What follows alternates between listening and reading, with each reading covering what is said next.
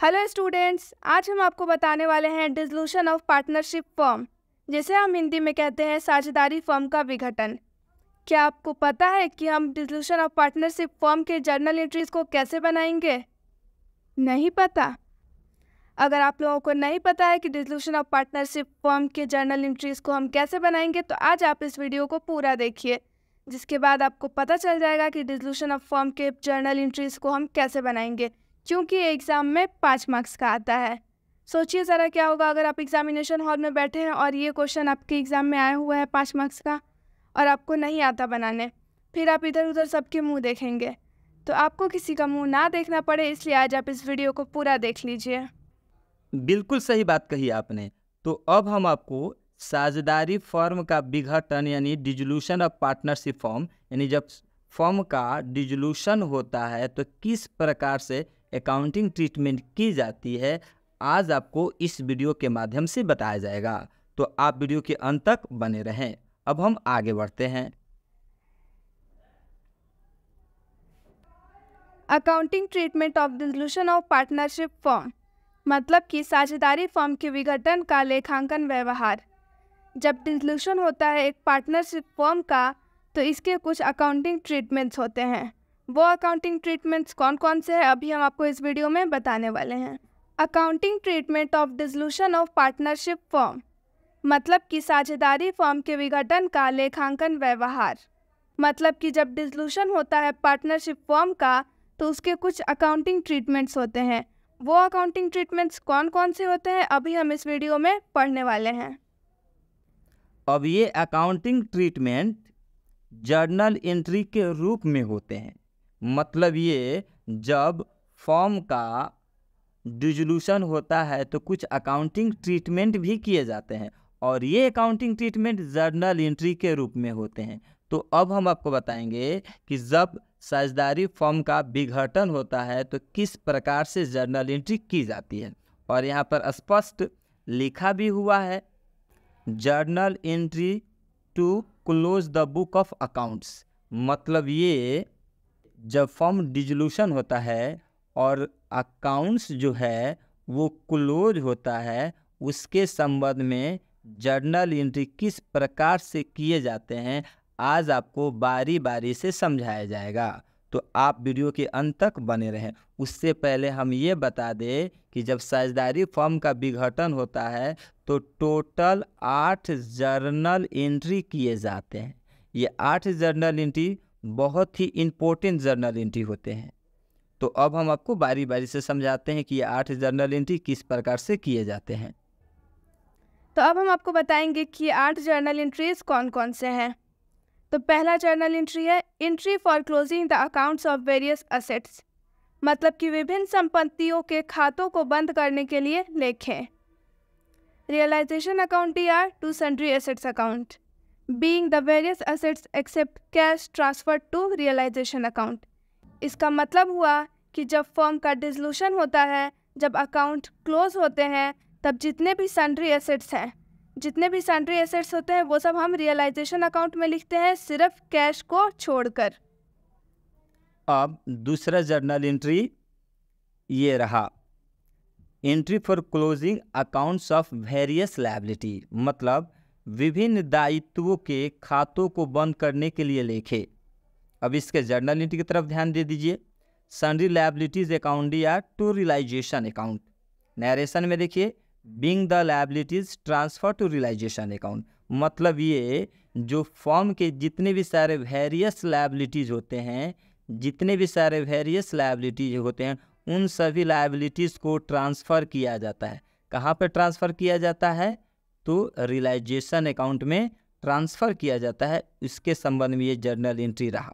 मैं आपको फिर से बता दूं कि जब क्वेश्चन क्लास में बताया जाता है और आपको बताया गया था कि ये आपके स्क्रीन पे एक क्वेश्चन दिख रहा है, और एसेट साइड में जितने भी सारे आपको एसेट्स दिख रहे हैं, उसे हम वेरियस एसेट के नाम से जानेंगे। तो जो वेरियस एसेट्स आपको दिख रहे हैं, ये वेरियस एसेट के संबंध में ये पहला एंट्री था। बात समझ में आ गया। और लायबिलिटीज साइड में जब आपको क्वेश्चन दिख रहा है, लायबिलिटी साइड में जितने भी सारे लायबिलिटीज दिख रहे हैं वो लायबिलिटी के संबंध में ये दूसरा जर्नल एंट्री रहा। क्वेश्चन के लायबिलिटी साइड में कॉलम में दिया हुआ लायबिलिटीज, तो जितने भी सारे लायबिलिटीज है उस लायबिलिटीज के संबंध में ये जर्नल एंट्री रहा। और आपको मैं बता दूं कि रूल नंबर जो जर्नल एंट्री 1 होता है उसमें कैश और बैंक से संबंधित आइटम्स का जर्नल एंट्री नहीं होता है। और ये जो जर्नल एंट्री नंबर जो 2 है इसमें जितने भी सारे लायबिलिटीज होते हैं सब लिखा जाता है। पार्टनर्स कैपिटल का एंट्री नहीं होता है, पार्टनर्स लोन का एंट्री नहीं होता है, जर्नल रिजर्व का एंट्री नहीं होता है, जर्नल फंड का एंट्री नहीं होता है। मतलब इन लायबिलिटी को छोड़कर बाकी जितने भी सारे लायबिलिटीज होते हैं सबका एंट्री किया जाएगा रूल नंबर 2 मतलब जर्नल एंट्री 2 में। यहाँ तक बात आपको समझ में आ गया होगा। अब हम देखते हैं तीसरा जर्नल एंट्री कौन सा है। तो थर्ड जर्नल एंट्री है entry for sale of assets और एंट्री फॉर असेट्स रियलाइज्ड। संपत्तियों के बिक्री के लिए लेखे या संपत्तियों की वसूली के लिए लेखे। कैश या बैंक अकाउंट DR, या तो आप कैश अकाउंट लिख सकते हैं या तो आप बैंक अकाउंट लिख सकते हैं, दोनों नहीं लिखेंगे। टू रियलाइजेशन अकाउंट, और इसका नरेशन है बीइंग असेट्स रियलाइज्ड। मतलब ये कि बैलेंस शीट के एसेट साइड में जितने भी सारे वेरियस असेट्स होते हैं उनको जब बेचा जाता है तो उसके संबंध में ये जर्नल एंट्री है। अब हम गाड़ी को आगे बढ़ाते हैं और जर्नल एंट्री के चौथे जर्नल एंट्री की तरफ बढ़ाते हैं। चौथा journal entry for assets taken by partner. मतलब ये कि जब साझेदार द्वारा संपत्तियों को ले ली जाए तो इसके संबंध में लिखे। अब इसका जर्नल एंट्री क्या होगा? जर्नल एंट्री होगा partners capital account DR to realisation account. Narration होगा being assets taken by partner. अब इसको समझ लीजिए, जितने भी सारे वेरियस असेट्स होते हैं उसमें से अगर कोई पार्टनर्स एसेट्स को टेकन करता है तो उसके संबंध में ये जर्नल एंट्री है। जर्नल एंट्री फिर से हम आपको बता दें, पार्टनर्स कैपिटल अकाउंट या टू रियलाइजेशन अकाउंट। नरेशन होगा being assets taken by partners. मान लेते हैं कि ये भकोल है और ये भकोल जो है स्टॉक को टेकन कर लेता है। किसको टेकन कर लेता है? स्टॉक को। तो यहाँ पे लिखेंगे Bhakol capital account DR to realisation account. Narration में लिखेंगे being stock taken by Bhakol. आ गया बात समझ में? अब हम देखते हैं कि पांचवा जर्नल एंट्री कौन सा है। Entry for liabilities paid by partner. जब साझेदार द्वारा दायित्वों का भुगतान किया जाए तो इसके संबंध में लिखे। इसका एंट्री होगा realisation account DR to partners capital account, और इसका नरेशन होगा being liabilities paid by partner. मतलब ये कि बैलेंस शीट के लायबिलिटीज साइड में जितने भी सारे वेरियस लायबिलिटीज होते हैं उनमें से अगर कोई पार्टनर पे करता है तो उसका ये जर्नल एंट्री है उसी के संबंध में। अब आप एक एग्जाम्पल के माध्यम से समझिए। मान लेते हैं कि ये हमारा चिंटू है और चिंटू हमारा एक पार्टनर है।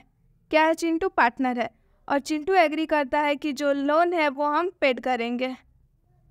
तो जब चिंटू लोन को पेड करेगा तो उसी के संबंध में ये जर्नल एंट्री बनेगा और यहाँ हो जाएगा realisation account DR to partners की जगह पे चिंटू का नाम आ जाएगा to Chintu's capital account being liabilities paid by Chintu. I hope कि अब आप लोगों को इतना समझ में आ गया होगा। अब हम छठे जर्नल एंट्री की तरफ बढ़ते हैं। Entry for payment of liabilities. मतलब ये दायित्व के भुगतान के लिए लेखे। इसका जर्नल एंट्री होगा realisation account DR to cash या बैंक अकाउंट। या तो आप कैश अकाउंट लिख सकते हो या तो आप बैंक अकाउंट लिख लोगे। नरेशन होगा बीइंग पेमेंट ऑफ लायबिलिटीज। ये रूल नंबर 6 है, मतलब जर्नल एंट्री 6 है। क्लियर? यहाँ तक बात समझ में आ गया? ये जो लायबिलिटीज़ होते हैं ये फॉर्म पे करते हैं। ये जो लायबिलिटीज़ होते हैं कौन पे करते हैं? फॉर्म पे करते हैं। तो फॉर्म जब लायबिलिटी को पे करेगा तो यही जर्नल एंट्री किया जाएगा। बात आपको समझ में आ गया होगा। अब हम देखते हैं सातवां जर्नल एंट्री कौन सा है। तो ये जर्नल एंट्री 7 है। Entry for realisation expenses and paid by firm. मतलब कि जब फर्म रियलाइजेशन एक्सपेंसेस को पेड करता है तो उसी के संबंध में ये जर्नल एंट्री हम बनाएंगे। इसका एंट्री होगा realisation account DR to cash या बैंक अकाउंट। कैश लिखना है या तो बैंक लिखना है, दोनों नहीं लिखेंगे आप। Being realisation expenses paid by firm. इसका नरेशन ये रहा, being realisation expenses paid by firm, मतलब कि फर्म ने सारे रियलाइजेशन एक्सपेंसेस पेड कर दिए। अब हम 8वां जर्नल एंट्री की तरफ बढ़ते हैं। Entry for profit on realisation, मतलब वसूली पर लाभ के लेखे, यानी जब फर्म को प्रॉफिट होता है तो इसके संबंध में ये जर्नल एंट्री है। जर्नल एंट्री देख लीजिए, realisation account DR to partners capital account. Narration being profit on realisation transfer to partners capital account. जब फर्म को, ध्यान से सुनिए, जब फर्म को प्रॉफिट होगा ना, प्रॉफिट, तो इस प्रॉफिट के संबंध में जर्नल एंट्री है। फिर से जर्नल एंट्री हम आपको पढ़ के समझा दें। Realisation account DR to partners capital account being profit on realisation transfer to partners capital account. अब आइए, अब हम आपको एक एग्जाम्पल के माध्यम से समझा देते हैं। मान लेते हैं एक फर्म में 3 पार्टनर हैं। ये 3 पार्टनर है।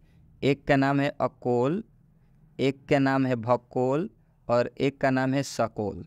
और ये जो प्रॉफिट को है इक्वल रेशियो में बांटते हैं, मतलब 1:1 के रेशियो में। क्लियर। और फर्म को